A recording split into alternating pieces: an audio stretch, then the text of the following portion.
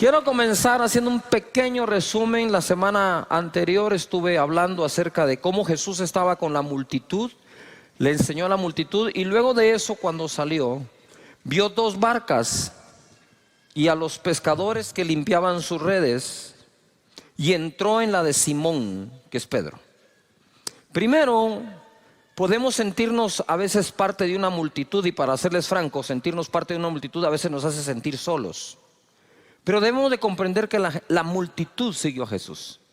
De hecho, en una ocasión orando, el Espíritu de Dios me guió a encerrar en un círculo en los 4 evangelios la cantidad de gente que siguió a Jesús. Dice: toda la ciudad se agolpó, el gentío, multitudes, no poca gente.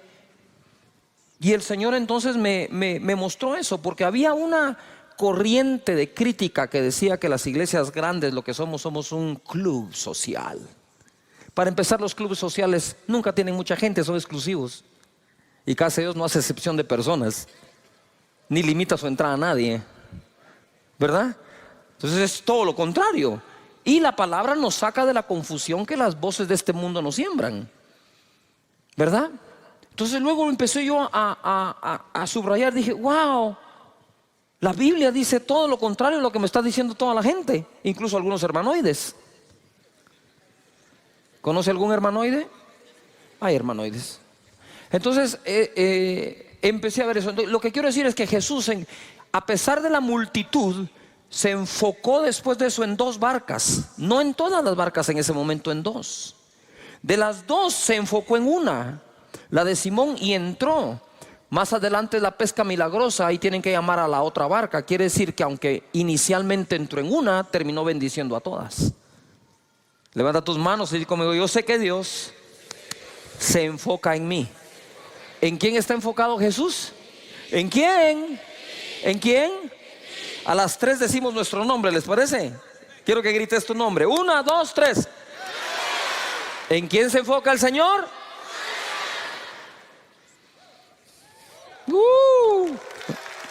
Él se enfocó. Pero después de la pesca milagrosa hay cosas que reparar. La barca se estaban hundiendo, están llenas de agua. Esas las puede reparar un pescador, un experto en barcas. Las redes se rompieron, hay que repararlas. Pero ¿quién reparaba a Pedro, que cuando hace la pesca milagrosa dice: soy un hombre pecador, apártate de mí? Las dos cosas estarían mal. ¿O qué lo hizo creer que era pecador? ¿Que no pescó nada la noche anterior? ¿No es cierto que cuando no te va bien en algo empezás a revisar tu vida? ¿En qué pequé? ¿Cuántos lo hacemos? Claro, empezamos a revisar en qué pequé, en qué pecado, qué hice mal. Y tal vez eso surge de algo que llevamos dentro que todavía no ha sido arreglado. Entonces Jesús se enfoca en las 2 barcas, se enfoca en la de Simón, se enfoca en la pesca que necesitaba para que la economía sanara de Pedro, pero además se enfoca en el pescador. Él está enfocado en ti, por encima de tu empresa, por encima de lo que haces, tu profesión o a lo que te dedicas. Él se enfoca en ti. Amén. Muy bien. Ahora quiero entrar a otra parte que tiene que ver con todo lo de las barcas. Les dije que las barcas normalmente se usaban o para transporte de un punto a otro, o se usaban para conseguir la provisión. La pesca era una de las fuentes de ingresos más importantes en Israel, en el mar de Galilea. Por lo tanto, o salían a buscar una provisión o se salían a transportar. Quiero hablarles hoy algo que sucedió mientras se transportaban. Dice Marcos capítulo 6, verso 45: enseguida hizo a sus discípulos entrar en la barca e ir delante de él a Betsaida. Él los hizo entrar en la barca. Se meten a la barca, se me van para Betsaida, en la otra ribera. Entre tanto que él despedía a la multitud. Y después que los hubo despedido, se fue al monte a orar. Usted sabe que yo una vez traté de despedir gente en el templo Pinula. La fila para despedirlos salía del templo, se daba la vuelta a todo el templo, pero nadie se quería despedir, todos querían oración. Yo digo: pues sí, pero ya oré, déjenme darle la mano, darle un abrazo. No, orar. Orar por el papá, por el tío, el hermano, el marido, el exmarido, el suegro, el ex suegro, la mascota, el perro, el gato, todo. Y después que los hubo despedido, se fue al monte a orar. Ojo acá. Esto es muy importante. Esto es más importante de lo que crees. No es solo cuestión de ir y orar, sino es cuestión de ocupar tiempo para bajar las revoluciones, para salir del cansancio. Y nosotros a veces no tomamos tiempo para salir del cansancio. Y hoy les voy a mostrar lo que sucede cuando no hacemos uso de ese tiempo. Dice, y al venir la noche, la barca estaba en medio del mar y él solo en tierra. Los discípulos andaban en un lado, él en otro. Y viéndolos remar con gran fatiga, todo el mundo diga fatiga, porque el viento les era contrario. Cerca de la cuarta vigilia de la noche, vino a ellos andando sobre el mar y quería adelantárseles. Viéndole ellos andar sobre el mar, pensaron que era un fantasma y gritaron. Otra versión dice, y gritaron de miedo, porque todos le veían y se turbaron.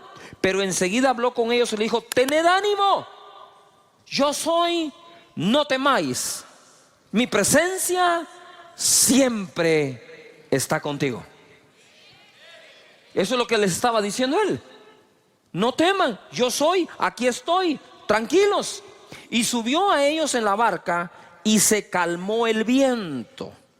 Y ellos se asombraron en gran manera y se maravillaban, 52 esclavos, porque aún no habían entendido lo de los panes, por cuanto estaban endurecidos sus corazones. ¿Qué es lo que ocurre aquí? Yo quiero que entendamos de dónde viene todo, que no lo leí. Esta es la noche después de un día de trabajo. Él había estado enseñando todo el día en el monte.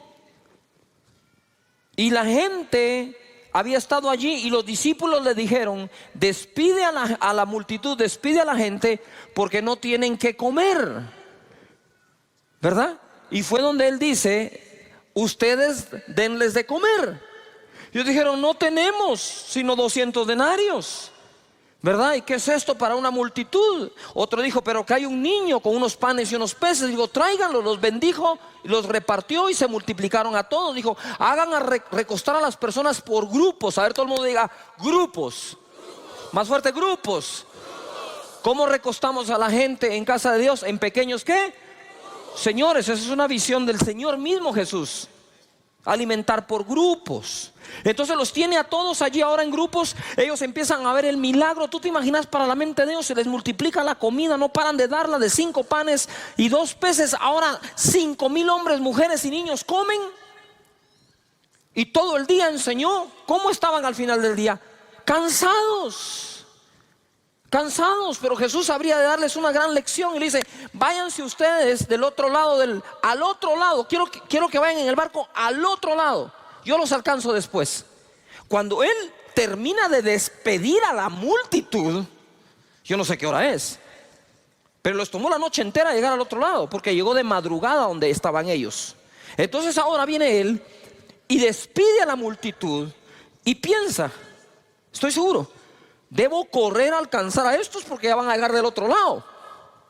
Sin embargo hace una parada y dice, no, voy a subir al monte a orar. Voy a subir al monte a orar. Tengo que reparar mis fuerzas, porque el agotamiento, señores, es un serio peligro para el manejo de nuestros pensamientos, emociones y toma de decisión. Abusamos el día de reposo utilizándolo para lo que Dios nos dejó. Dios te dice 6 días trabaja, 1 no me trabajas. Y Jesús lo aplicó. Si tú quieres seguirlo 7 días dándole, dale. Nada más te voy a recomendar que vayas donde los psicólogos a que te den una tu terapia y que te saquen de donde te vas a meter. Yuhu. Jesús trabajaba duro, pero nunca se quemó. Entonces, nota esto. Primero se transportan. Él dice que se les quiso adelantar. Como todo líder, ¿verdad? Necesita ir adelante a veces. Y él se les quiso adelantar. Pero creo que cuando vio la situación dijo, aquí no vale la pena que me adelante, mejor me lo subo al bote ellos también. Ahora, ojo acá. Ellos están allí y dice la palabra que cuando Jesús los vio, ellos estaban fatigados. Diga de nuevo, fatiga. Espérame, ellos no estaban cansados. Ellos estaban, ¿qué? ¿Cómo estaban? Fatigados. Tenían una fatiga. Y dice una gran fatiga. Porque estaban remando. Pero estaban remando contra el viento. Nunca va a ser lo mismo remar con el viento a favor que remar con el viento en contra. Y nosotros tenemos épocas en donde el viento sopla a nuestro favor y épocas en donde el viento sopla en contra, no a nuestro favor, en contra nuestra. En contra de la familia, en contra de tu persona, en contra de tu llamado, en contra de tu servicio, en contra de tu servicio profesional, en contra de tu oficina. Y hay vientos que son contrarios, vientos en la economía, vientos en la política, vientos en cualquier tipo. Se crean ambientes en donde remar cuesta mucho. Ahora ellos estaban fatigados y llega Jesús y dice la palabra que se espantaron. Ellos creían que era un fantasma. Cuando estás fatigado, cuando no has hecho tiempo para meditar en su palabra, para reposar en él, lo que es tu salvación, tú lo miras como una amenaza. Lo que es el Salvador, tú lo miras como un fantasma. Así solemos verlo, porque la fatiga, el cansancio, incluso emocional, distorsiona la manera en que podemos ver las cosas. ¿De qué manera veo? Muchas veces veo de acuerdo al estado de ánimo que tengo. Nosotros muchas veces, aunque no querramos, en nuestra naturaleza respondemos desde nuestro estado de ánimo. Tenía una conversación con alguien con el estado de ánimo bajo y decís, uy, esto va contra el viento. Entonces, viento en contra, remando. Lo hubieran aguantado mejor si no hubieran pasado el día entero sirviendo. Pero es que pasaron todo el día sirviendo a 5,000 hombres, más mujeres, más niños. Y todavía encima de eso iban confundidos porque no habían entendido todavía lo de los panes y los peces. Mira, hay milagros que no entendemos cómo van a pasar y otros milagros que no entendemos cómo pasaron. No sé cómo pasó, pero pasó, bendito sea Dios. Y aquí yo creo que iban pensando, remando, remando.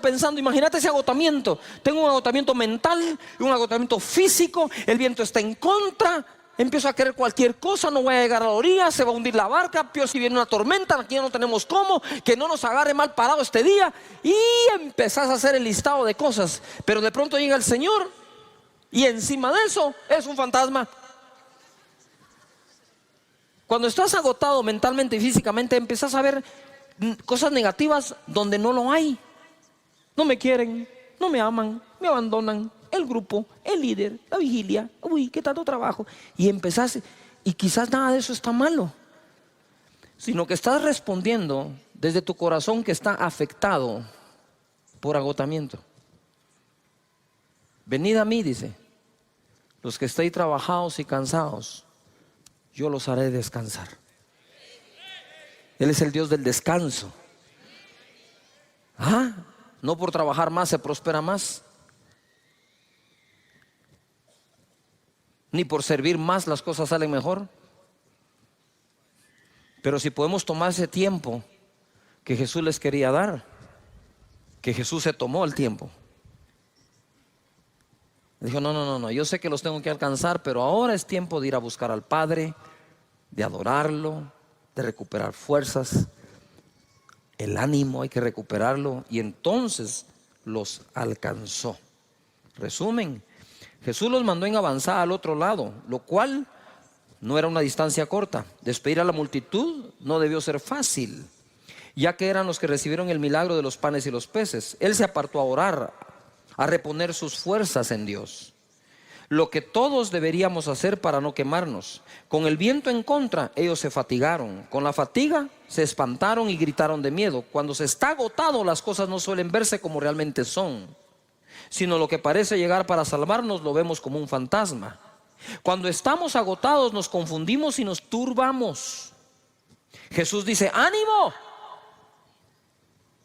yo soy. ¿Qué habían perdido?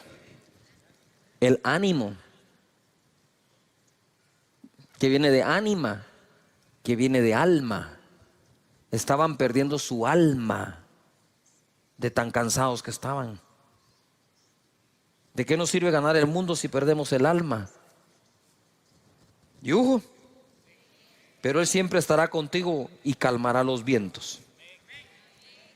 Amén. Levanta las manos y dice: Señor, tú calmarás el viento, pero mientras sea contrario, me dará las fuerzas para remar y el buen ánimo. Amén. A ver, grita conmigo: ánimo. Muy bien. Mateo 14, verso 26. Esto es lo mismo narrado por otro de los evangelistas. Y los discípulos, viéndole andar sobre el mar, se turbaron, se confundieron, diciendo: ¡un fantasma! Y dieron voces de miedo. Pero enseguida Jesús les habló diciendo: tened ánimo, yo soy, no temáis. Entonces le respondió Pedro y dijo: Señor, si eres tú, manda que yo vaya a ti sobre las aguas. Mira Pedro, agotado, cansado. Yo creo que dijo: estos compañeros míos no reman nada, no voy a ir a ningún lado, mejor me bajo y corro yo solo. ¿Se vale la propuesta o no? ¿Yujo? Claro que se vale la propuesta. Cabe. Y él le dijo: ven. Y descendiendo Pedro de la barca, andaba sobre las aguas para ir a Jesús. Pero al ver el fuerte viento, ¿qué tuvo? Ya tenían miedo. Dice que gritaron de miedo. Ya casi se recupera y ahora vuelve al miedo. A veces el miedo se nos quita como por 2 minutos nomás. Pero al ver el fuerte viento tuvo miedo y comenzando a hundirse dio voces, porque cuando uno se está hundiendo, créame que grita, diciendo: Señor, sálvame. Al momento Jesús, extendiendo la mano, asió de él y le dijo: hombre de poca fe, ¿por qué dudaste? Y cuando ellos subieron a la barca, se calmó el viento. Entonces los que estaban en la barca vinieron y le adoraron, diciendo: verdaderamente eres hijo de Dios. ¿Ah? Pero no era fantasma, pues. Lo que tú hoy ves como un fantasma, lo que te asusta, es lo mismo que después vas a ver tú, que era el Señor que estaba ahí contigo. No te va a dejar. Ahora nota algo, les hablé del enfoque de la multitud. 2 barcas, de las 2 barcas la de Simón. Pesca milagrosa, reparar la barca, reparar las redes, reparar a Simón. Y Dios te va a reparar. Estoy en modo de reparación, di conmigo, estoy en modo de reparación. Y no es que hayas pecado, simplemente hay que reparar cosas dentro. Y Dios te va a reparar, te va a reconstruir por dentro. ¿Me estoy explicando? Y entonces ojo acá, porque viene acá Pedro y él se enfoca, Jesús se enfoca. Pero ahora Pedro también se había enfocado. ¿Qué hizo Pedro? Pedro viene y se enfocó en Jesús. Es un fantasma. Tengan ánimo, yo soy. Y Pedro le responde: si eres tú, tú dijiste que eres tú, tú dijiste eso, ahora si eres tú, manda que yo vaya sobre las aguas. Ven, le dijo, y le dio una prueba de que era él. O sea, ya estaba comprobado, si es él, hay que cobrar nuevo ánimo, no temer, no temas. Entonces él se baja, empieza a caminar por la fe, ¿verdad? Y cuando empieza a desenfocarse, empieza a ver el fuerte viento, tiene miedo y entonces se hunde. Ustedes saben que en casi todos los deportes se habla de la anticipación visual. Anticipación visual es cuando tú anticipas visualmente lo que viene o lo que habrá de venir. Y son diferentes cosas. Por ejemplo, ¿verdad? Cuando un futbolista corre, él debe levantar la cabeza para ver a dónde va el centro. Solo levanta la cabeza. Es impresionante cómo tu cuerpo, tu cerebro, agarra distancia, fuerza, altura, velocidad, efecto. Y una vez lo mira, ¡pah!, patean la bola a la cabeza del que vio. Eso es en distancia corta, mediana o aún larga. ¿Ha visto esos que patean la bola de un extremo a otro de la cancha y al pecho del otro futbolista? ¿Y cómo así? Porque la anticipación visual prepara todo tu cuerpo para actuar. En el tenis no le puedes quitar la vista a la pelota. Aun cuando pegas aquí, viendo, cuidado, el golf, pegas y tienes que dejar la cabeza ahí porque tenías que tener tu mirada ahí. En el esquí siempre esquías 3, 4 curvas adelante. Normalmente en el esquí no esquías el presente, esquías el futuro. No puedes poner la vista acá. ¿Has visto tú a los equilibristas? Van en el equilibrio, no van viendo la cuerda. Si voltean a ver la cuerda, se caen.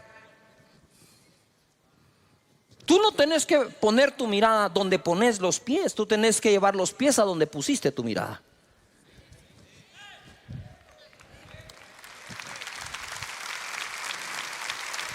Donde pongas tu mirada, los pies van a responder. Entonces siempre se nos dice, por ejemplo, tú vas a caminar, tú no caminas así. Tú mirás y caminás. Pedro vio a Jesús y caminó. Pedro vio la tormenta y se hundió. Las dos cosas las tenés presentes. ¿Tenés una tormenta o un viento fuerte? Contrario, sí lo tenés. Y tenés a Jesús. Pero sí te digo algo, no puedes ver las dos. Porque el efecto, ¿sí?, de ver una es uno y de ver la otra es otro. Si miras a Jesús, seguirás caminando. Si miras la tormenta, podrías hundirte. No sé si me estoy explicando acá. ¿Sí me explico? Igual. En el esquí, lo peor que puedes hacer es voltear a ver los esquís. Si bajas tu mirada al esquí, que te recojan en un árbol. ¿Por qué? Porque si tú vas viendo acá, tú no miras a dónde vas. Y cuando sentís, tenés la roca, tenés el árbol, tenés otra persona. Y cuando querés reaccionar, ¿sí?, no reacciona bien tu cuerpo y es de donde vienen todas las lesiones. O la mayoría. Hoy vamos a aprender esto. Jesús está enfocado en ti. Levanta las manos y conmigo. Dios está enfocado en mí. Pero no basta el enfoque de uno. Necesitamos el enfoque del otro. Si Jesús se enfoca en ti, tú te enfocas en Él. En otras palabras, crucen miradas. Cruzan miradas. Pitcher y catcher cruzan señales. El pitcher no va a disparar lo que el catcher no le insinuó que debe hacer. Y de la misma manera, nosotros podemos caminar en medio de cualquier viento, por fuerte y contrario que sea, siempre y cuando nuestra mirada esté en lo que se debe ver. La tormenta va a estar ahí, de reojo, mírala nada más, pero míralo a Él. Y mira esto para terminar, lo importante de tu enfoque. Segunda de Reyes 2:9. Elías está a punto de ser arrebatado.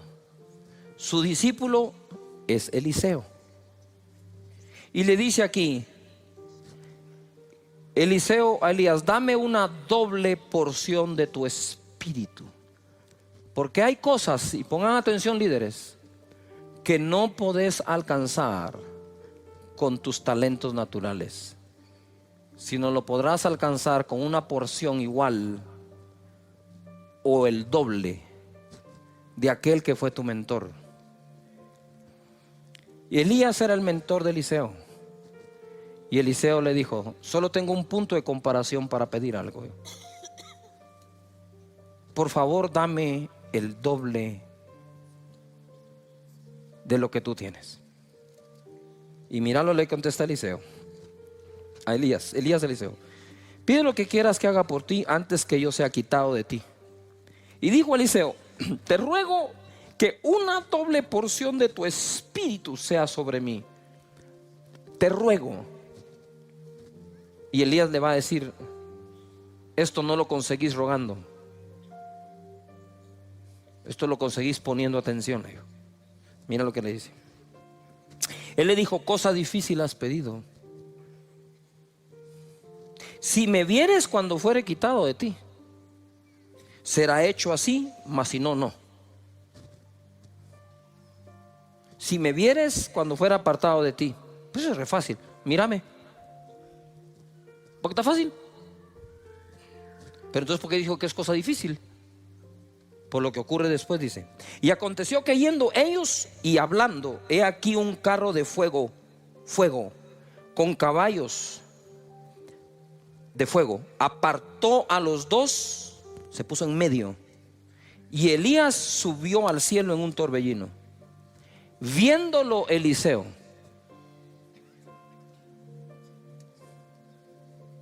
cuando aparece el carro de fuego en medio, cuando aparece la prueba de fuego en medio, podrías perder tu enfoque.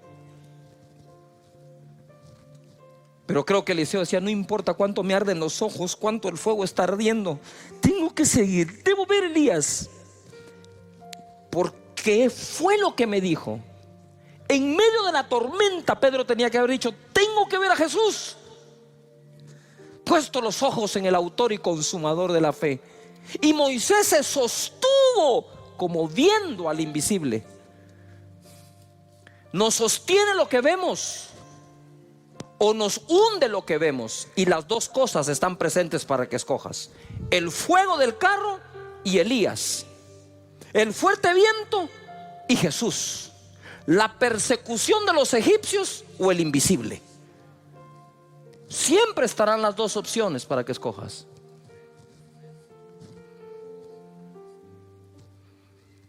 Y dice: y viéndolo Eliseo.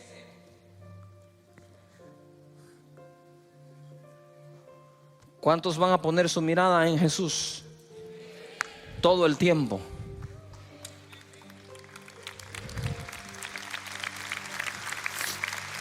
Date cuenta de algo. ¿Por qué ver a Elías? ¿Por qué ver a Elías si fue el miedoso que se fue a esconder en una cueva ante la amenaza de una mujer?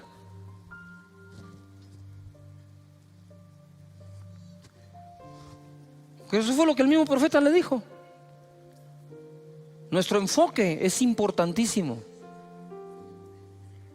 Pero te desenfocas, ¿sí o no? Te desenfocas por cosas que no deberías. Por problemas con alguien, resbalaste, malas relaciones con personas, porque asumes que alguien no te ama, la situación del país, dimes y diretes, redes antisociales. ¿Tú sabes cuántas cosas existen para que perdamos el enfoque? Mira, en la barca o fuera de la barca, no apartes tu mirada de Jesús. La presencia siempre irá contigo. Propósito de la serie o temporada es que vivas seguro que Dios no te deja ni te abandona. Aquí establecí un balance yo en una de las enseñanzas.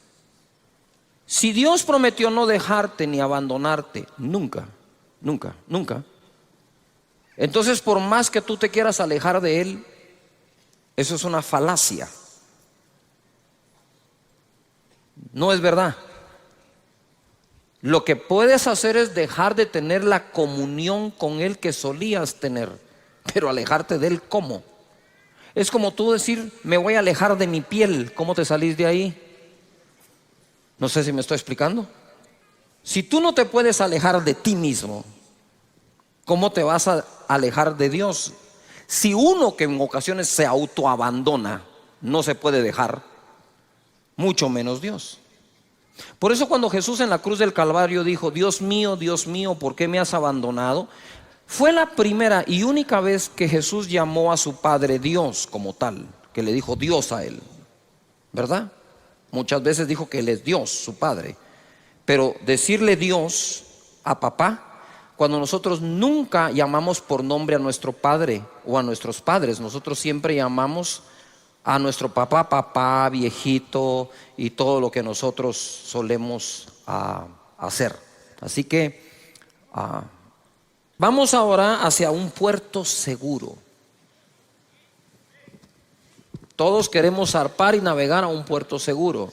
Pero no, eso no solo es por agua, por aire también. ¿Cuántos vuelos se cancelan? Y tú dices, pero si el clima aquí está bueno, sí, pero el clima está malísimo, ¿dónde vas a ir a aterrizar? El clima tiene que ser bueno donde despegas y donde aterrizas. Y el clima debe ser bueno de donde zarpas y a donde tú llegas a anclar o el destino que estás buscando. En Hechos 27:13 he estado hablando mucho de esta tormenta que sufrió Pablo. Dice en el verso 23: pues anoche se me apareció un ángel enviado por el Dios a quien pertenezco y sirvo, y me dijo: no tengas miedo, Pablo, porque tienes que presentarte ante el emperador romano, y por tu causa va a librar de la muerte a todos los que están contigo en el barco. Por tanto, señores, anímense, porque tengo confianza en Dios y estoy seguro de que las cosas sucederán como el ángel me dijo. Terminamos hablando acerca del propósito. Los vientos eran contrarios, pero al final fueron favorables.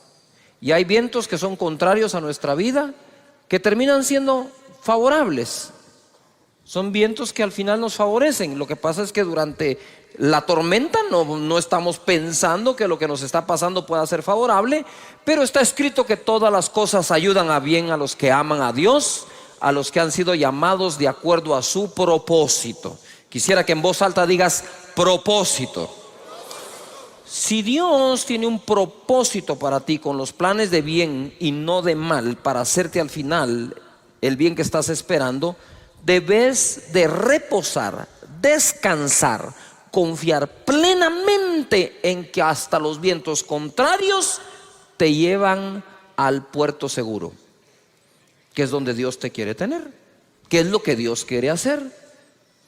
Entonces ahora vemos acá, ellos se tuvieron que dejar llevar porque ya no pudieron, era demasiado el viento, y por más timón que tenían, pues había que agarrar para donde el viento los estaba llevando, ¿no?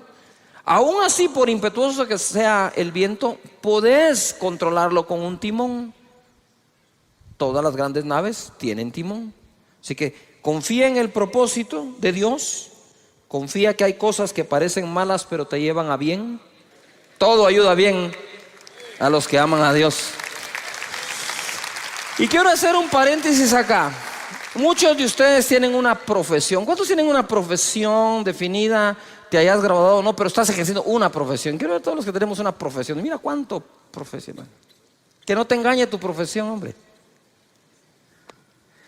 Porque cuando fallan las cosas en tu profesión, querés meter a Dios en la profesión, en lugar de preguntarle a Dios qué otra cosa podés hacer. No sé si me estoy explicando. Eres dentista, te quiebras la mano, no la puedes volver a mover. ¿Qué vas a hacer? Pues te vas a tener que inventar algo. Ah, no, esto que es lo que yo sé hacer. Porque la profesión, cuando por fin la tienes, te amplía el horizonte. Más adelante dice, de aquí no pasás. Es la fe lo que nos saca adelante, por encima de la profesión. Porque no siempre se termina ejerciendo la que uno estudió toda la vida. La vida puede cambiar. Hay circunstancias que nunca escogimos nosotros y nos llegan del puro aire, como decimos. Entonces la fe detona la capacidad de adaptación que nosotros podamos tener en esta vida. Pero si tu mente está allí, es más, tu mente no, te lo voy a hablar claro, tu orgullo está allí en lo que más sabes hacer, pero lo que más sabes hacer no te está dando de comer, aprendí a hacer otra cosa por la fe. Y ojo, al rato te va mejor, ¿verdad?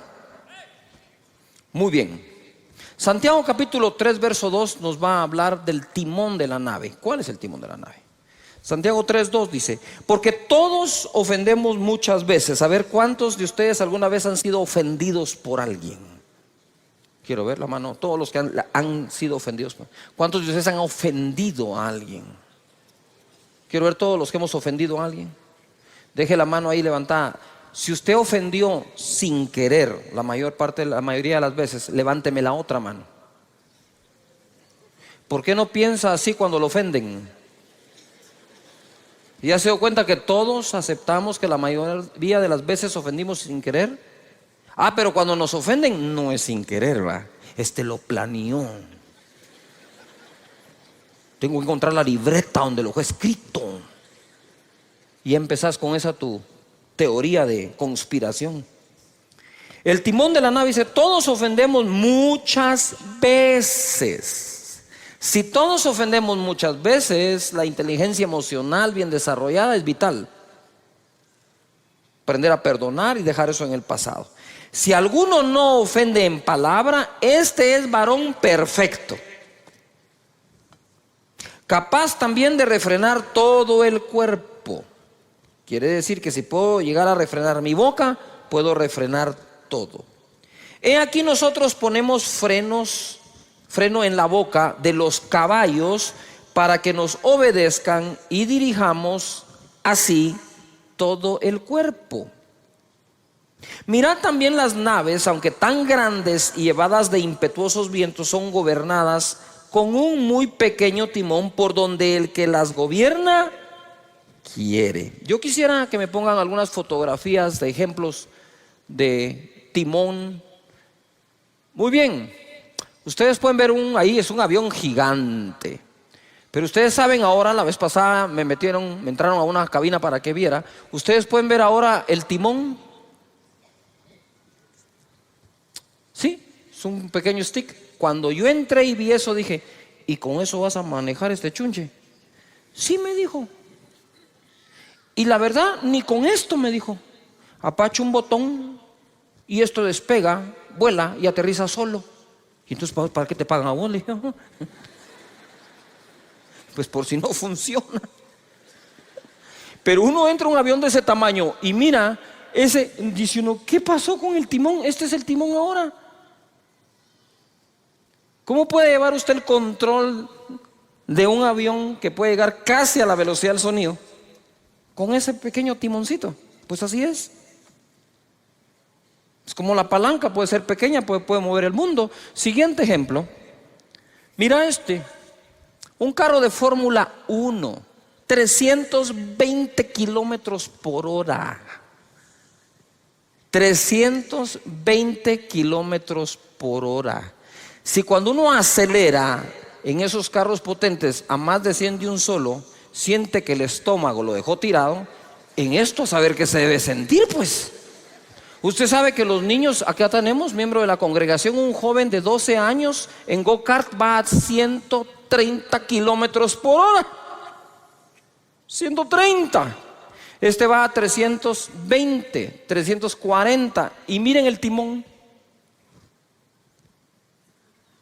Y en ese timón lleva el control de todo.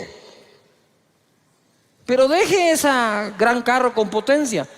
Lo más seguro es que usted tenga un auto que ya le sube volumen al radio, que verdad que ya le apacha unos botoncitos, ya lleva más controles. O sea, como que el control no lo dejan en el timón, el gobierno de la nave. Aquí hay otro ejemplo, ¿verdad? Caballo. Ahí está, el freno. Así que no siempre funciona esa onda del freno, ¿verdad? Pero no podemos negar que con eso se guía a un caballo. Y aún toda bestia animal puede ser domesticada por el hombre. Dice la palabra acá que es gobernada por un pequeño timón por donde el que las gobierna quiere. Levanta las manos y di conmigo: yo puedo llegar a gobernar mi vida por donde yo quiero.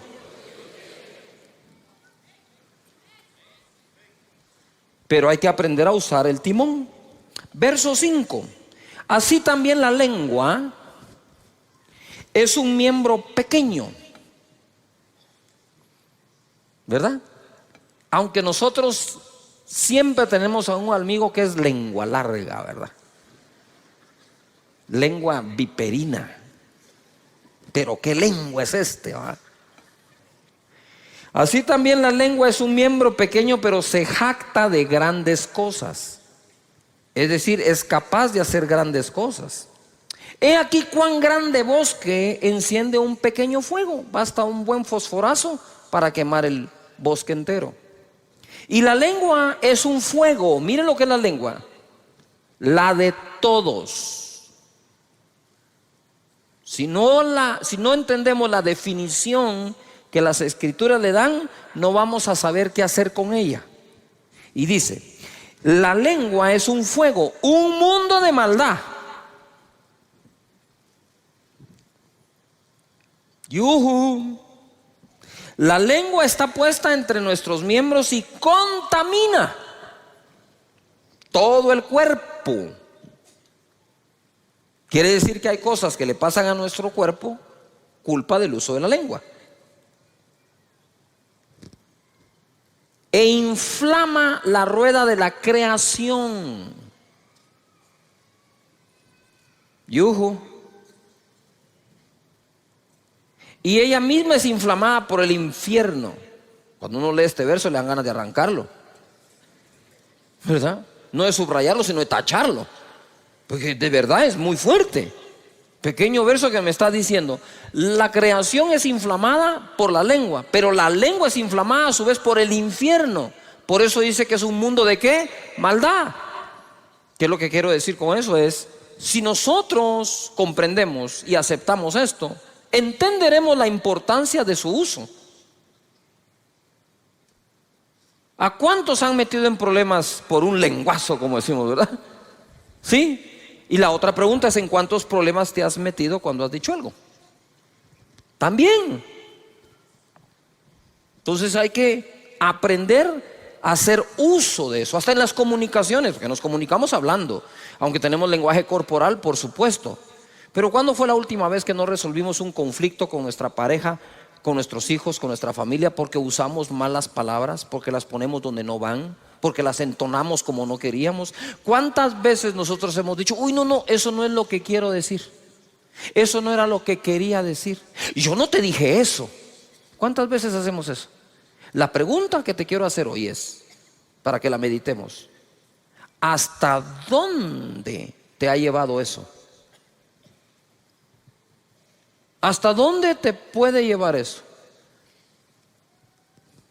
¿A la destrucción de una relación? ¿De una amistad? ¿De un país? ¿Acaso no fue a través de palabras que nos han querido destruir? Palabras sacadas de contexto. La lengua, que es un mundo de ¿qué? De maldad. Pero es así.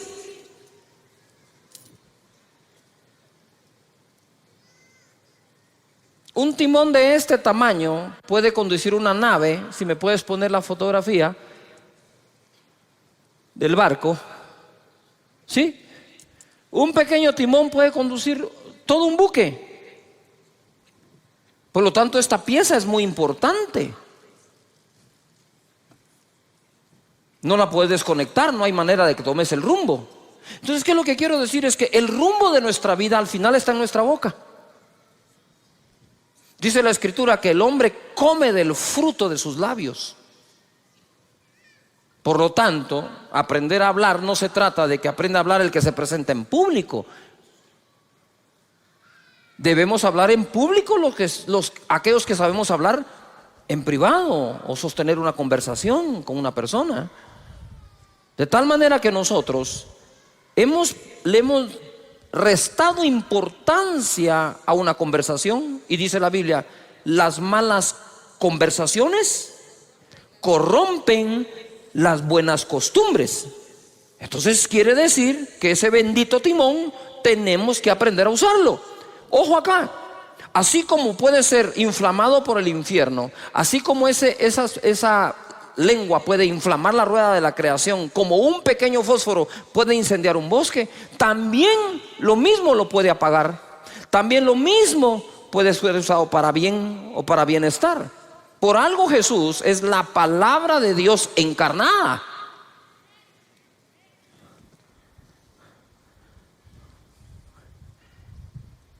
Importante entonces el uso de las palabras y la manera en que nosotros las usamos o hablamos. Verso 7.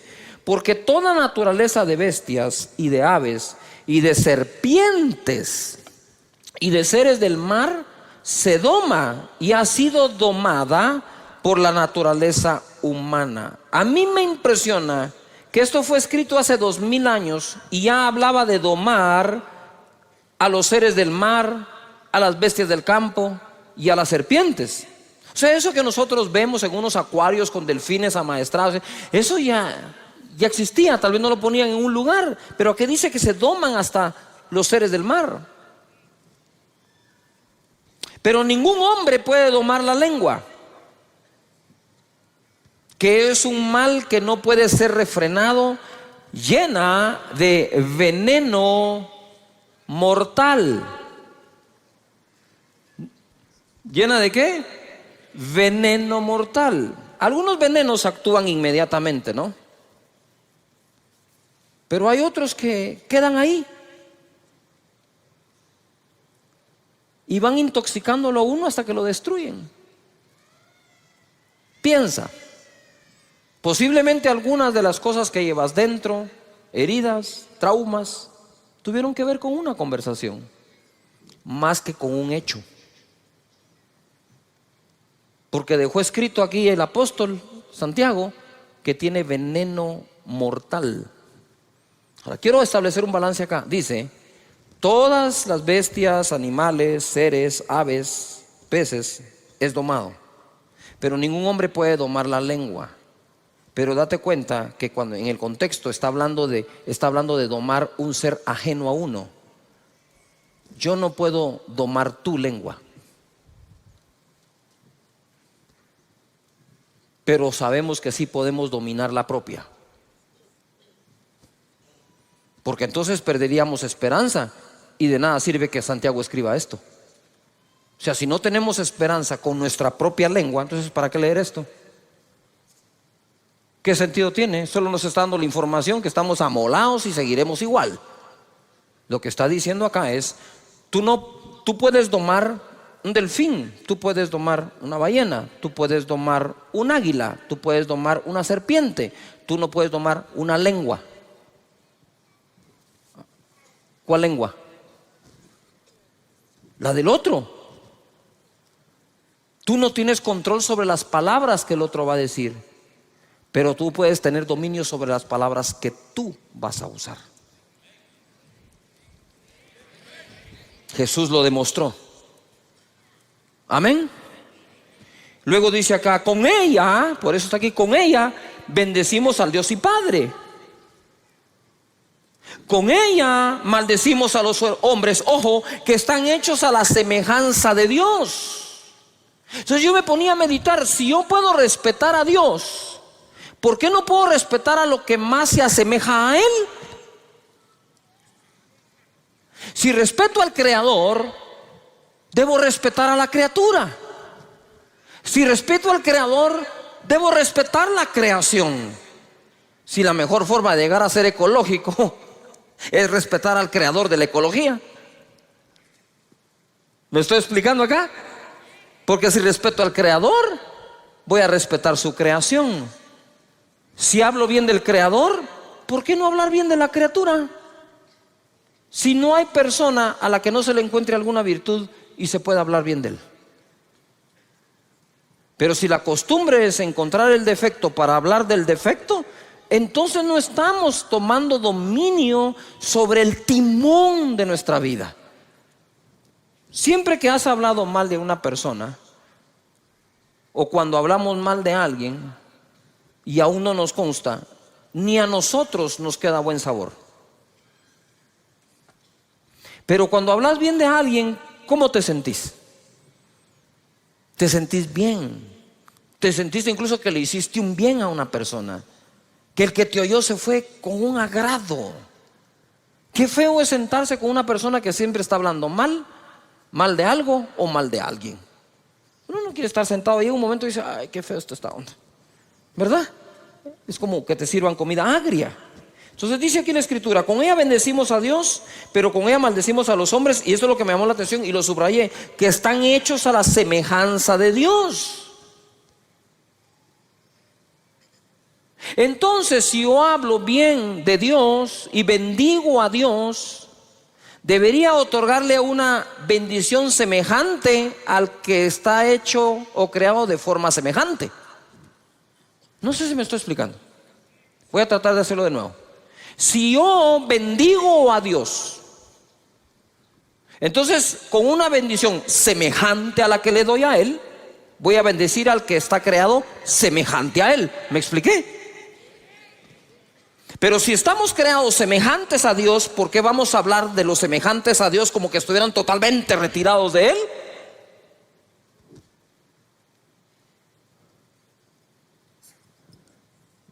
Ok, lo voy a poner de otra forma. Si tú eres como creación lo más semejante a Dios, mi comentario acerca de ti debe ser lo más semejante al comentario que hago de Dios. Lo voy a decir con otras palabras, pues voy a usar las palabras. Si tú estás hecho o creado semejante a Dios, eres lo más semejante a Dios, entonces te voy a bendecir lo más semejante a como a Dios bendigo. Si con la misma boca bendigo a Dios, dice la Biblia, pero con la misma maldices al ser humano que es semejante a Él, eso no tiene congruencia. Es incongruente totalmente.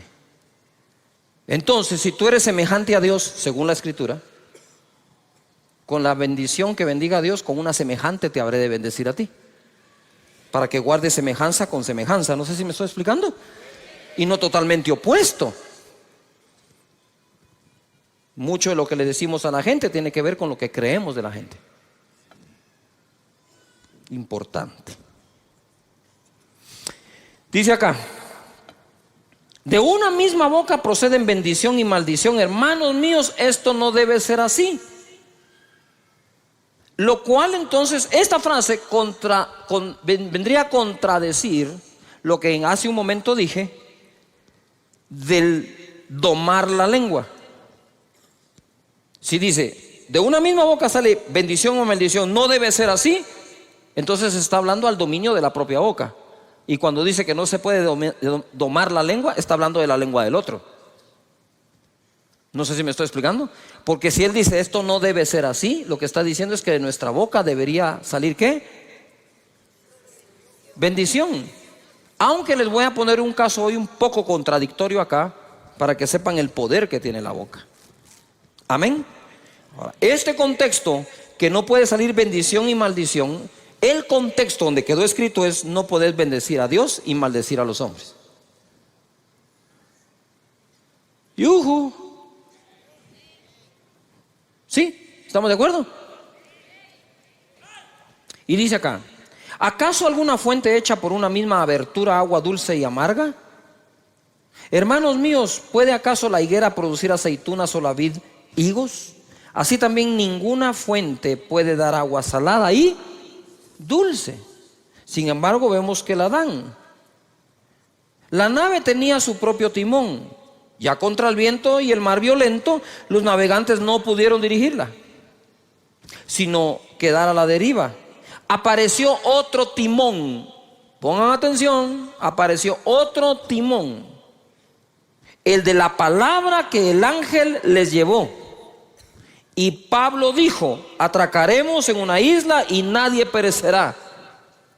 El timón que llevaba el capitán, llegó un momento que no importaba para dónde giraba, el viento era muy fuerte.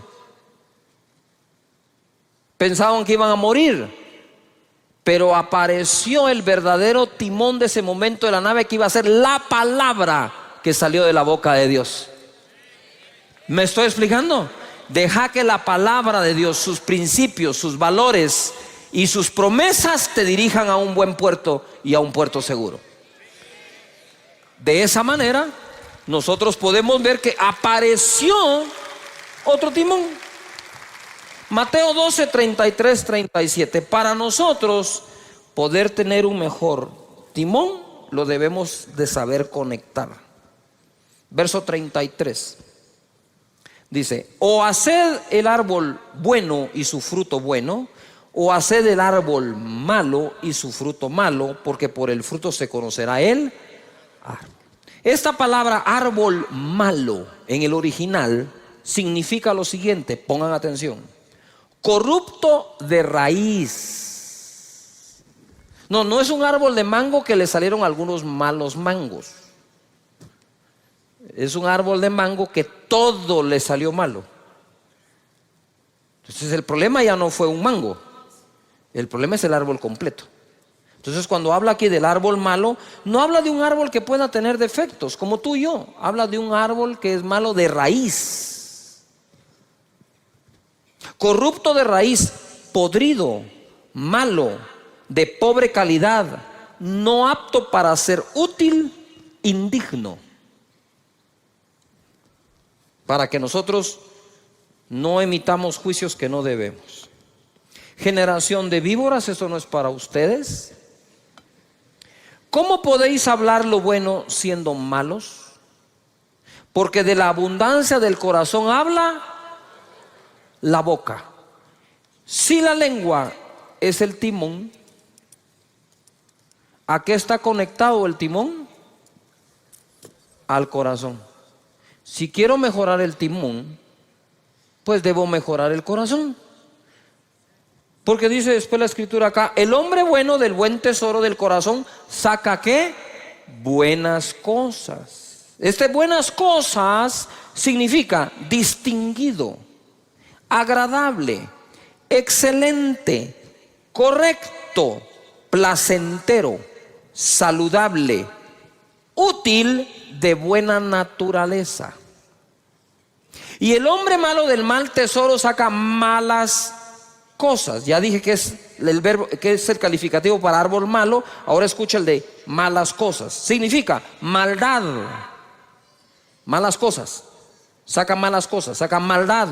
Diabólico, débil, inútil, desagradable, incorrecto, Satanás. O sea que hay gente que el diablo se le sale por la boca.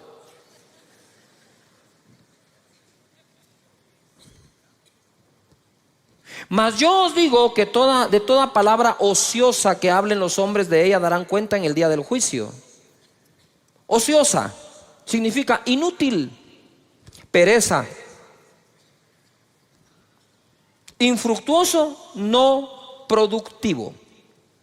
Verso 37, porque por tus palabras serás justificado y por tus palabras serás ¿qué? Condenado.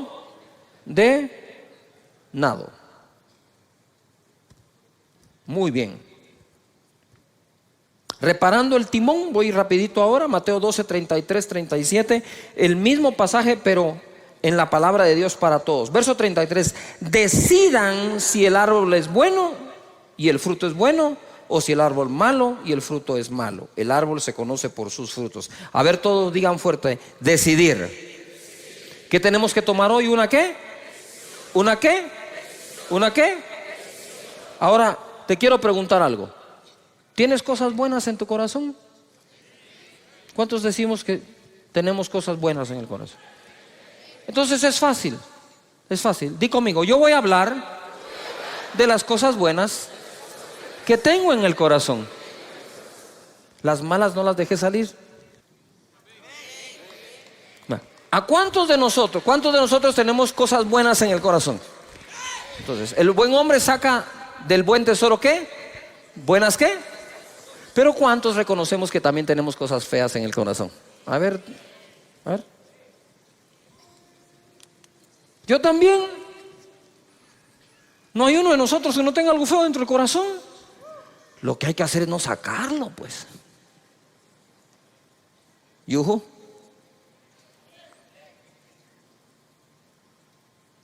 Tratarlo, sanarlo.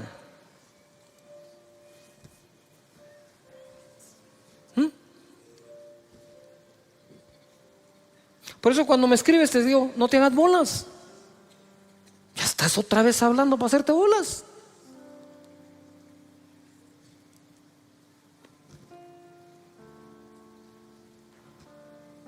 ¿Yuju? Claro que sí. La vez pasada iba jugando con unos amigos, hice un mal tiro y los amigos me decían, decilo, me decían. Saca esa palabrota. No, hombre, ni siquiera la estoy pensando. Pero si le agarra a pensar, lo que hay que hacer es procurar no sacarla. Todavía están acá. Porque todos tenemos cosas buenas y cosas malas dentro. Pero entonces dejemos que fluyan las buenas y abstengámonos de hablar de las malas. ¿Podríamos aplicar eso a las demás personas? ¿Sabes algo bueno de alguien? De eso habla de él. Si otro va a hacer el trabajo sucio, déjalo que sea otro, pero no tu boca. Amén. Porque debemos de bendecir a Dios. ¿Y bendecir a qué? A los hombres. Y sigo, ¿estamos de acuerdo?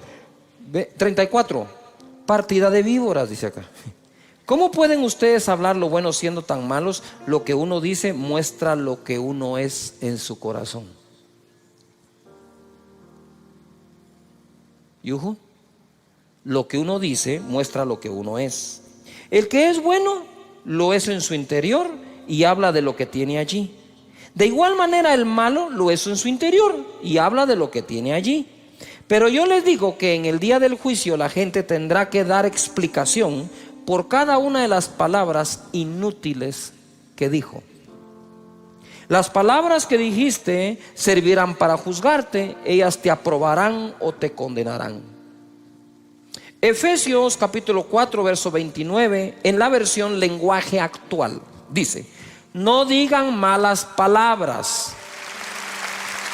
Y dice, mira, al contrario, digan siempre cosas buenas que ayuden a los demás a crecer espiritualmente, pues eso es muy necesario. No hagan que se ponga triste el Espíritu Santo de Dios. Si algo pone triste al Espíritu es el uso de las palabras. Y por último voy a ir a esto, un controversial ejemplo. Por el amor de Dios, no se me vayan. ¿Sí? Todavía déjenme terminar esto porque quiero cerrar la serie con broche de oro. En Marcos capítulo 11 verso 21, bájame un poquito.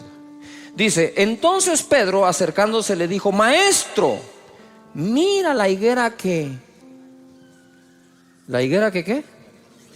La higuera que qué se ha secado. ¿Tú creerías que Jesús maldijo? Pues a la higuera sí. Jesús el día anterior le dijo: nunca jamás alguien vuelva a comer de tu fruto. Y se secó. Quiero que tomen en cuenta esto, porque esto es muy poderoso. Respondiendo Jesús le dijo: tened fe en Dios, porque de cierto os digo que cualquiera que dijere a este monte: quítate y échate en el mar, y no dudar en su corazón, sino creyere, será hecho lo que dice. Y lo que diga, dice, le será ¿qué? Por tanto os digo que todo lo que pidiereis orando, creed que lo recibiréis y os vendrá. Y Pedro dijo: el que quiere amar la vida, el que quiere amar la vida y ver días buenos, refrene su lengua de mal y sus labios no hablen engaño.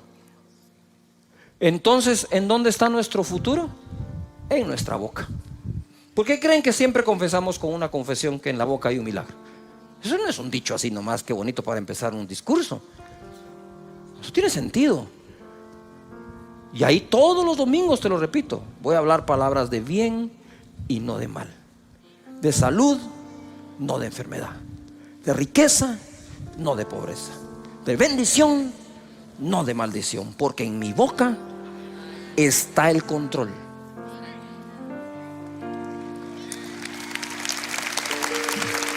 Ahora oí esto. Esto está así.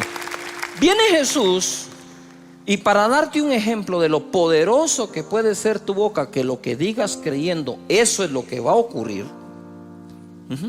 Entonces lo primero que tengo que hacer es ejercitar mi corazón en total confianza en Dios, para que cuando conecte la boca al corazón, de la abundancia del corazón hable la boca. De la abundancia de la confianza que le tengo a Dios, mi boca va a hablar. Es que no hay trabajo. No hay trabajo, señores. El trabajo no es el problema. Yo confío en Dios, que no ha dejado desamparado ni a justo ni a sus hijos que mendiguen el pan. No solo no va a haber, si no hay trabajo, va a haber abundancia de pan en la casa de mi Padre. Eso es lo que hay. Pero ¿por qué sale eso? Porque adentro hay confianza. Pero cuando adentro hay una desconfianza hasta en Dios, habiéndote leído esos 233,000 escrituras, porque el corazón vive con tanta desconfianza que cuando viene la prueba, desde la desconfianza usas el timón. ¿Y a dónde te va a llevar el timón? A ese puerto inseguro. Pero cuando tenés total confianza en Dios y sus promesas, y como dijo mi hijo hace unos cuantos domingos, dijo: Dios tiene planes de bien y no de mal. Pero por encima de confiar que el plan es bueno, hay que confiar que el planificador es mejor. Por eso Pablo decía: todas las cosas ayudan a bien a los que aman a Dios, a los que han sido llamados de acuerdo a su propósito. Él pudo decir eso no porque un ángel se lo dijo. Él pudo decir eso porque, habiendo tenido vientos contrarios, llegó al puerto donde debía ir. Llegó a una isla donde incluso una serpiente lo mordió. Y no hay serpiente que te vaya a detener del cumplimiento de tu propósito en esta vida. Ahora voy, ¿verdad? Mejorar el corazón. ¿Cómo puedo mejorar el corazón? Lo que llevo adentro, meditando. Dios es bueno, su misericordia es para siempre, su gracia es sobreabundante, nunca me ha dejado, nunca me dejará. Cuando tenés esa confianza, el timón se compone. Y por último, ¿por qué puse ahí un ejemplo controversial? Porque para decirte que todo lo que digas creyendo que lo recibiréis vendrá, el ejemplo que puso fue la maldición de una higuera, no la bendición. Él no llegó donde una higuera seca y le dijo: para mañana tendrás fruto, y lo puso por ejemplo. ¿Por qué puso por ejemplo la maldición? Para que cuides tu boca. Porque así como se cumple lo bueno que decís, se puede cumplir lo malo. ¿Cuántas veces pasé yo por ese pasaje y no me detuve a meditar que fue una maldición la que usó de ejemplo? La maldición de una higuera. Entonces lo que te está diciendo es: hey, ten cuidado, porque tu boca es tan poderosa para secar una higuera que podría secar tu negocio, que podría secar tu familia, que podría secar tu grupo, que podría secar tu nación por andar hablando lo que no tenés que hablar. Mejor hacer fructificar tu familia, fructificar tu nación, fructificar tu negocio. Porque al fin y al cabo la Biblia dice que el hombre come del fruto de sus labios. Cuando tú entres a tu trabajo, a tu comercio, vas a tener que hablar palabras conmigo: Señor, hazme sabio para elegir sabios. Amén.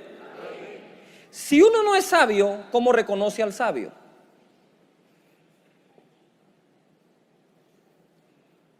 Yuhu. Tenemos que ser sabios, porque si somos sabios es porque tenemos sabiduría. Y entonces, a través de la sabiduría, reconoces la sabiduría en otros. Este proceso de elegir gobernantes es importante que nosotros los ciudadanos, crezcamos y maduremos para entonces de forma madura elegir a los gobernantes.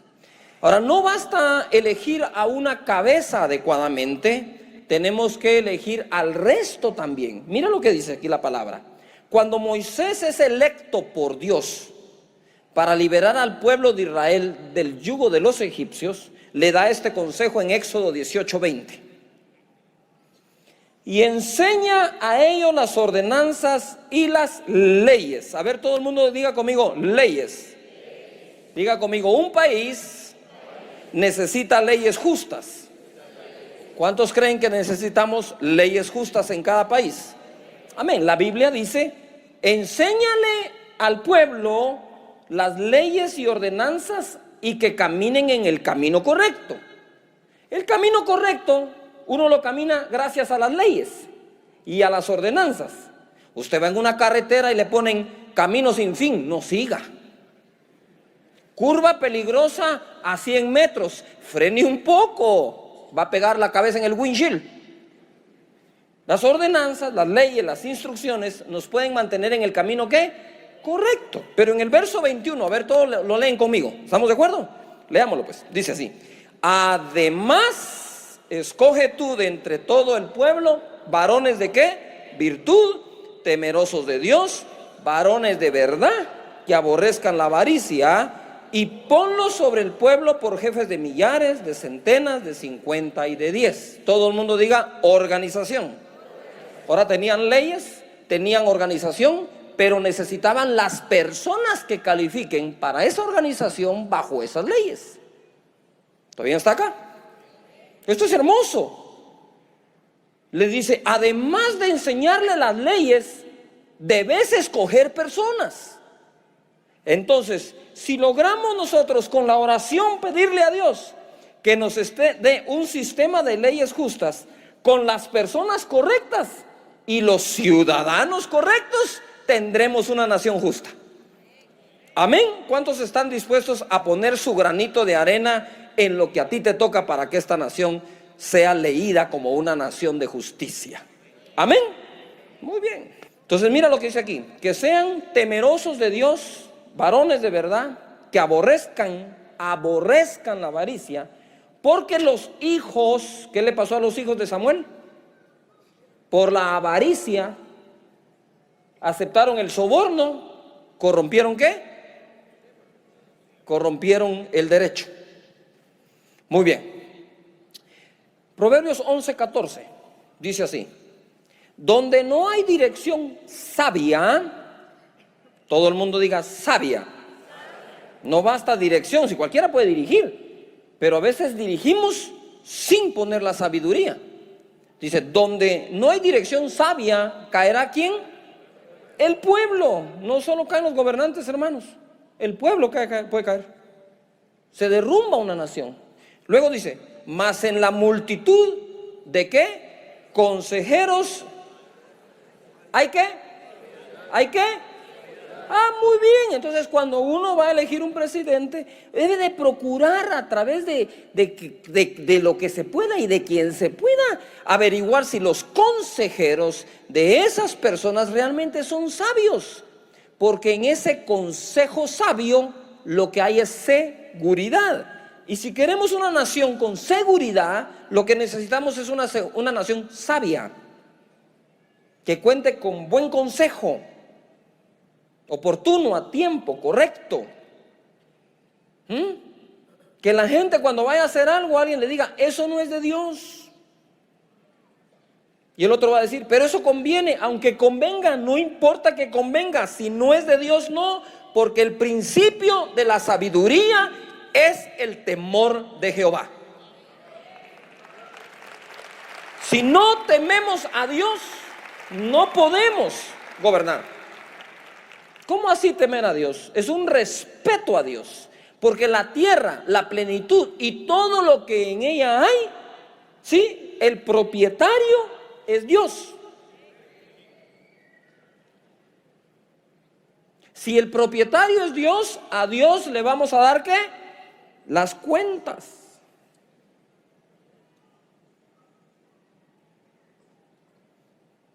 ¿Todavía están aquí? Nuestro sistema de creencias son importantes como ciudadanos. ¿Qué creemos? ¿En quién creemos? Practicamos lo que creemos. En una familia no se necesita, para que sea buena familia, un buen papá con una mala mamá. Usted necesita un buen padre, una buena madre y buenos hijos. La suma de esto da una buena familia. Todavía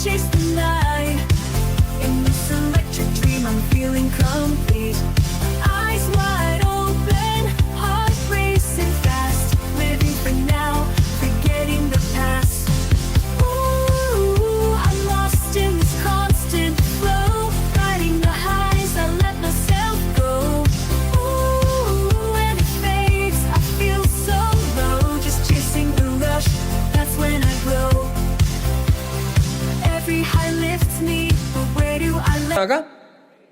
Pero no basta que uno sea el bueno, no, tienen que ser todos los que hagan lo correcto. Entonces, ¿cuál es la vida espiritual de una familia? Es la sumatoria de la vida espiritual de cada individuo de dicha familia. ¿Cuál es la vida que Guatemala va a tener? La sumatoria de la calidad de vida que todos podamos desarrollar. Ciudadanos y gobernantes, los dos juntos, construyendo una mejor nación, un mejor país. En Primera de Reyes, capítulo 3, verso 7, se pone esto más que hermoso. Me gusta esto. Primera de Reyes 3:7 dice: ahora pues, Jehová Dios, tú me has puesto a mí, tu siervo, por rey en lugar de David, mi padre. Ojo, ojo con lo que dice Salomón. Salomón no dice, como soy el hijo, a mí me toca pues. No, dijo, Jehová me puso, porque aún siendo el hijo, Jehová podría no ponerme. ¿O no le pasó eso al hijo de Saúl? Al que le tocaba gobernar después de Saúl fue a Jonatán. Pero Dios no puso a Jonatán, fue a poner a David. Entonces Salomón no se jacta de ser hijo de David, sino dice, fue Jehová el que me puso a mí. Y cuando Dios se le aparece en el sueño, le dice Dios, pídeme lo que quieras. Pongan atención a esto. Él es hijo de David. Él sabe todo lo que Dios le dio a David. Él sabe cuántas victorias tuvo David. Pero entonces viene Salomón y al aparecerse Dios, le dice así: y yo soy joven y no sé cómo entrar ni salir. Seré muy hijo de David, pero no sé nada. Reconoce lo que no sabe para adquirir lo que necesita saber.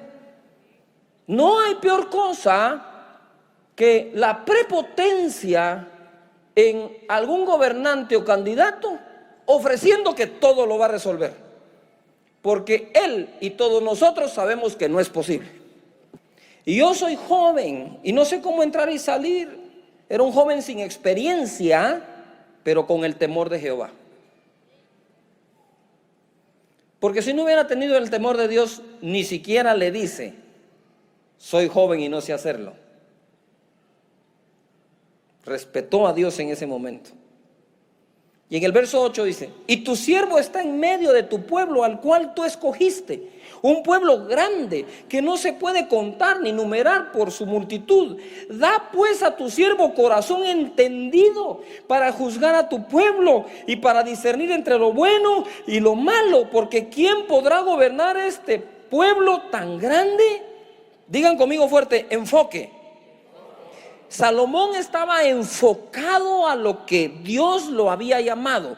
Me pusiste para gobernar y siendo sincero, Señor, no sé cómo hacerlo. Por lo tanto, dame un corazón entendido para que mi juicio sea sabio y pueda gobernar a un pueblo tan grande, numeroso. Ni siquiera tengo el censo, no sé cuántos son, Señor. Por favor, dame sabiduría.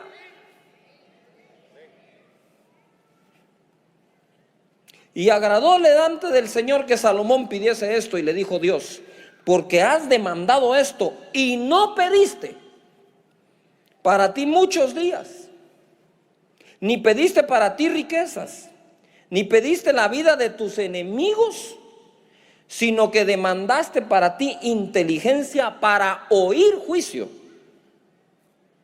He aquí lo he hecho conforme a tus palabras. He aquí que te he dado corazón sabio y entendido, tanto que no ha habido antes de ti otro como tú, ni después de ti se levantará otro como tú. 13. Y aún también te he dado las cosas que no pediste, riquezas y gloria, de tal manera que entre los reyes ninguno haya como tú en todos tus días. Ponga atención. ¿Qué le pasó a los hijos de Samuel? Fueron presos de la avaricia, soborno, corrompieron ¿qué?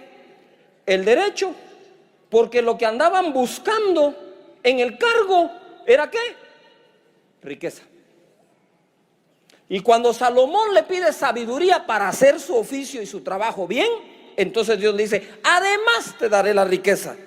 Dios encuentre para este país gente deseosa de gobernar verdaderamente con sabiduría y que no se preocupe de sus riquezas, porque si a Dios obedece, también le dará riquezas. También lo va a bendecir.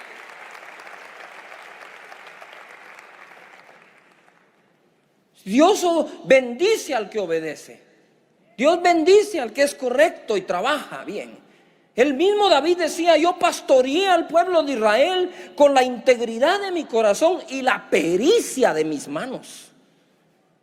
No solo era correcto de adentro en corazón, sino era capaz de hacerlo.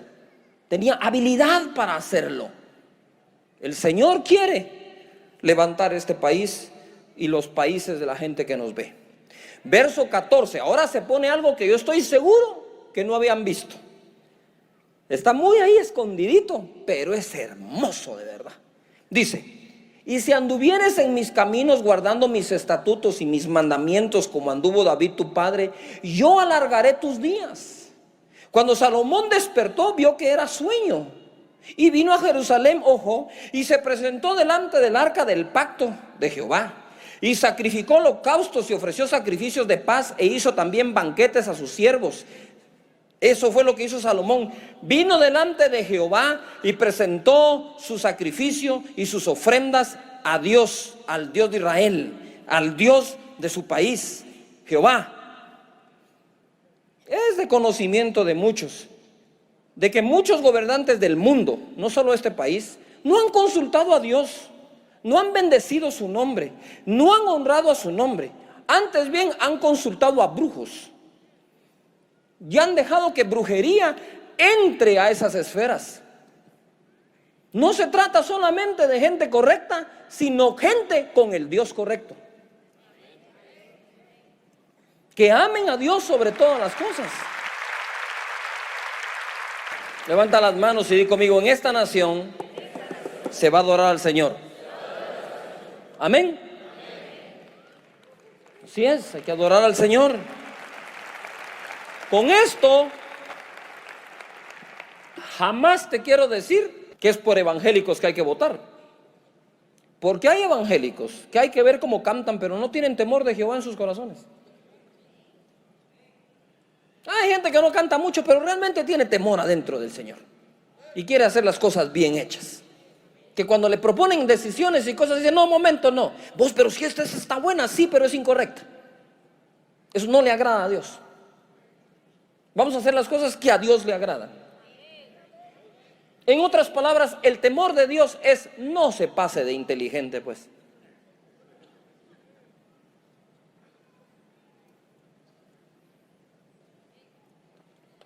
No se requiere ser muy inteligente, pero se requiere respetar a Dios.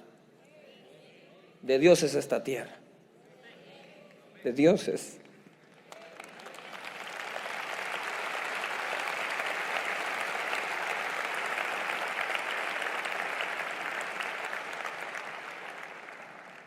Mira lo que dice Primera de Reyes 3:16, el siguiente versículo. Y ahora agárrese la silla porque esto se pone fenomenal. Y dice aquí: en aquel tiempo vinieron al rey 2 mujeres rameras y se presentaron delante de él para que juzgara un caso. ¿Cuál era el caso? Pero pongan atención, el caso era este. Llegan las 2 rameras y una le cuenta la historia. Mira, le dice: yo tuve un bebé, a los pocos días mi compañera tuvo su bebé, y pasado un tiempo una de ellas se durmió sobre su bebé y murió. Entonces ella le dijo: cuando yo vi a mi bebé que estaba muerto y le presté atención, vi que no era el mío.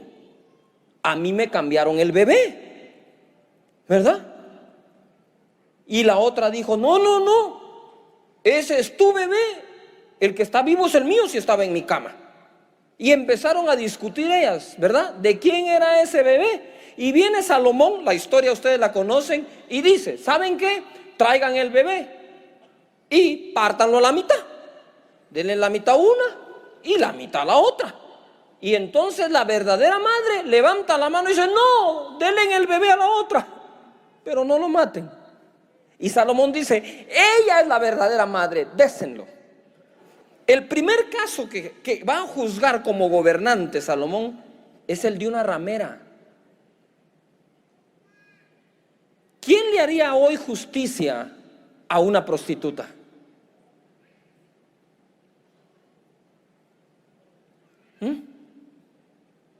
Primera Reyes 3:28. Y todo Israel oyó aquel juicio que había dado el rey y temieron al rey, porque vieron que había en él sabiduría de Dios para juzgar.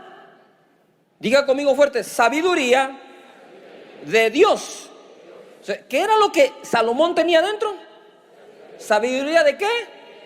Esa sabiduría de Dios no desechó a la ramera, sino que le dijo, te haré un juicio justo. Ven.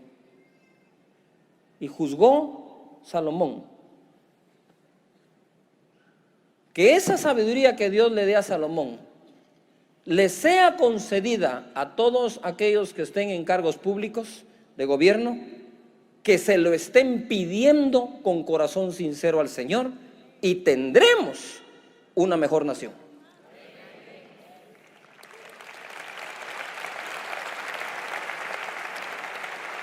No se trata, señores, de ser católico evangélico, en este caso se trata de ser sabios, de tener la sabiduría de Dios. Esa sabiduría que no hace acepción de personas. Les voy a dar algunos versículos así, uno tras otro, para que los escriban.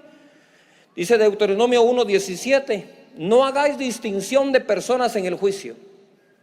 Así al pequeño como al grande oiréis, no tendréis temor de ninguno, porque el juicio es de Dios, y la causa que os fuere difícil la traeréis a mí, y yo la oiré. Eso es Moisés.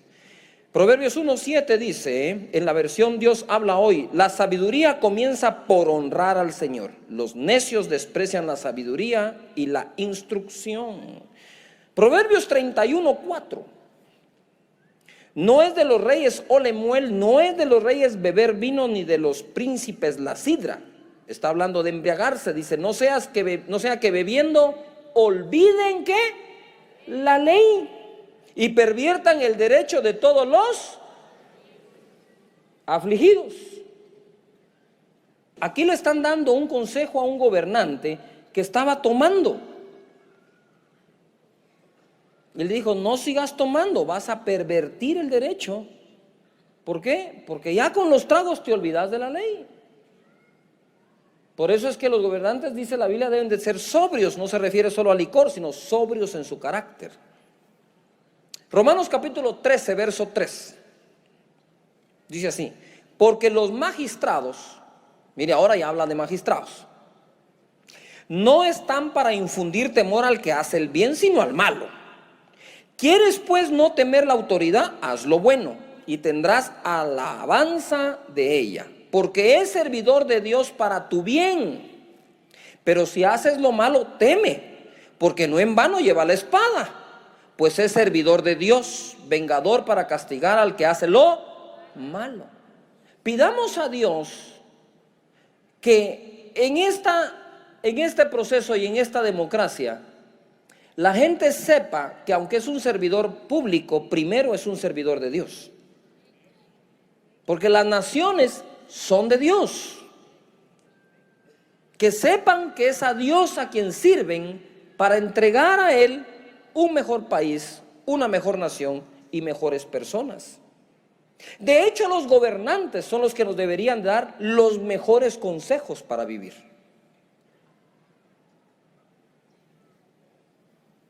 Como era en este tiempo. Dice aquí, verso 5, por lo cual es necesario estarles sujetos, no solamente por razón del castigo, sino también por causa de la conciencia. Pues por esto pagáis también los tributos o impuestos, porque son los servidores de Dios que atienden continuamente a esto mismo. Pagad a todos lo que debéis, al que tributo, tributo, al que impuesto, impuesto, al que respeto, respeto, al que honra, honra. No debáis a nadie nada, sino el amaros los unos a los otros, porque el que ama al prójimo, ha cumplido la ley. Entonces, toda ley debe ser escrita para que se cumpla, ¿qué? Mandamiento de Dios: amar al prójimo. Las leyes deben de buscar que los ciudadanos practiquemos el amor de los unos para con los otros que Dios nos da. Dice la palabra aquí en Proverbios 14:34: la justicia engrandece a la nación, mas el pecado es afrenta de las naciones. Se lo leo en la versión Dios habla hoy. Leámoslo todos juntos, por favor.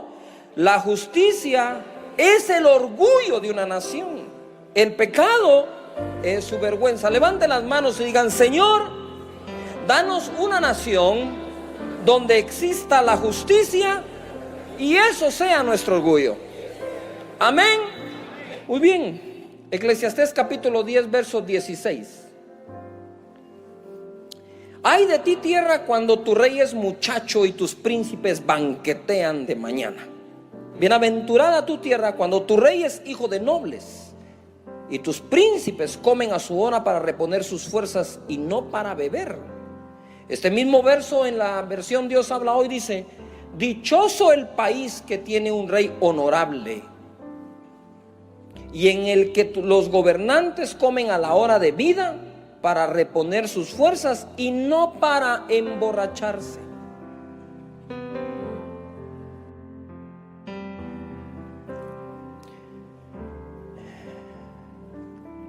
Ahí mismo en Romanos 13 verso 9 dice: porque no adulterarás, no matarás, no hurtarás, no dirás falso testimonio, no codiciarás, y cualquier otro mandamiento en esta sentencia se resume: amarás a tu prójimo como a ti mismo. Quiere decir que la base de una correcta sociedad es el amor.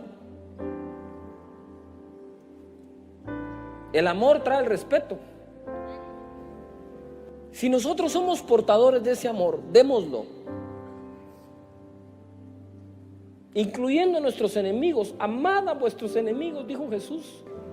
En esto se resume toda la ley, dijo Jesús, en que ames a Dios sobre todas las cosas y a tu prójimo como a ti mismo. En otras palabras, toda la ley que Dios dio era para que eso se cumpliera.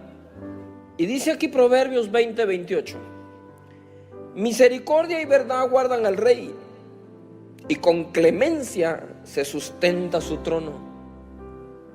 Dios habla hoy, esa versión dice: el rey se mantiene seguro en su trono cuando practica ¿qué? El amor y la verdad. Porque el resumen de la ley de Dios es amor. Cuando dejan el amor y la verdad, ya no están seguros en su trono.